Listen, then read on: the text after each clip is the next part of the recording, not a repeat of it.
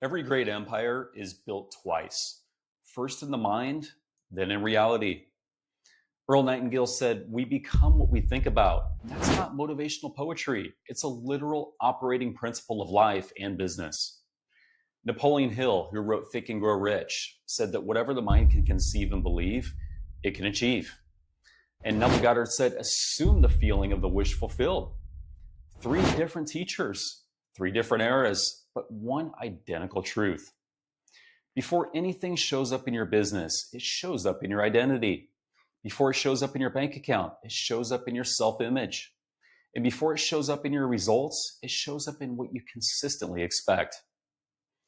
I'm Justin Kaiser, and over the last 24 years of building businesses, including building a franchise brand from scratch and scaling it to over 100 franchise territories before an acquisition, I've seen this principle play out at every level.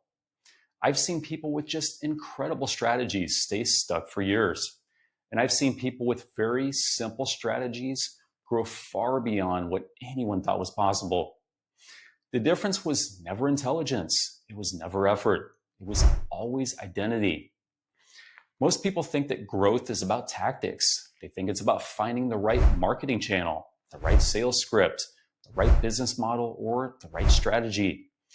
Those things matter, don't get me wrong, but they're not the root. They're the expression. The real limiter is always who you believe that you are and what you believe is normal for someone like you. You will never accidentally build a $10 million company if deep down you still see yourself as a struggling operator. You will never accidentally build a platform if deep down you still see yourself as a technician. You do not rise to the level of your goals. You fall to the level of your self-concept. This is the part that Neville Goddard understood so deeply. He taught that you don't create by effort, you create by assumption, meaning that your external world is constantly rearranging itself to reflect what you internally accept as true. That's uncomfortable for a lot of entrepreneurs because it means that circumstances are not happening to you. They're happening through you. They are feedback. That's why some people work harder and harder and never seem to break through, while others appear to grow almost effortlessly into bigger and bigger realities. They changed the inner blueprint first. The outer world simply followed. Earl Nightingale also said, "Success is the progressive realization of a worthy ideal." Think about that for a moment. Success is not something that you arrive at. It's something you align with. You don't chase it. You grow into it. You become the kind of person for whom that level of success is normal. This is why every great company starts as a vision long before it comes a balance sheet. It's why every great empire is built twice, once in consciousness, then in form. Napoleon Hill spent his life studying the most successful people of his era, and he kept coming back to the same conclusion. The outer results always matched the inner convictions, not the wishes, the convictions. What someone truly believed was possible for themselves. And here's the subtle but critical difference. Most people say they want something. Very few people expect it. You don't get what you want. You get what you expect, and you get what you believe that you deserve. Your expectations quietly shape your decisions. Your decisions shape your behavior, and your behavior shapes your results. Then your results reinforce your identity. That's the loop. Now, if you want to change the results, you have to break the loop at the identity level. This is also why so many entrepreneurs hit invisible ceilings. They get to a certain level of revenue, a certain size of a company, a certain level of complexity, and then they stall out. Not because they can't grow, not because that is as big as they can see themselves. Your business will never outgrow your self-image. It only expresses it. You can see this everywhere. Some founders build a company that does $2 or $3 million a year, and subconsciously they start managing it like it must be protected, not expanded.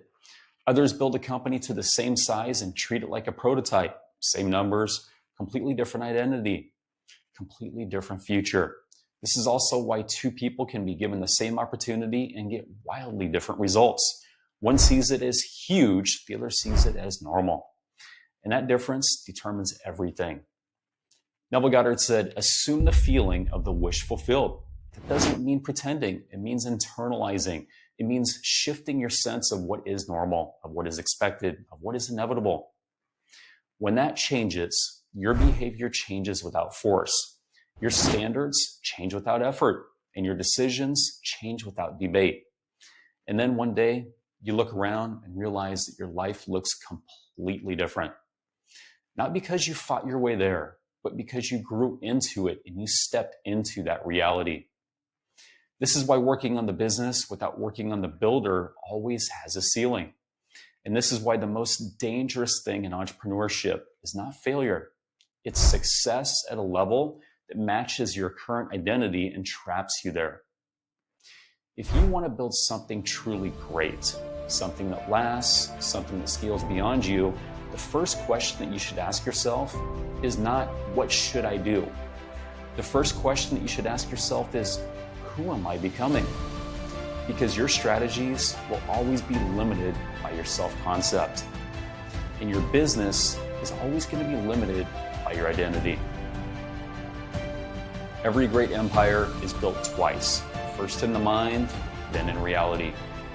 Change the inner blueprint, and the outer world has no choice but to reorganize.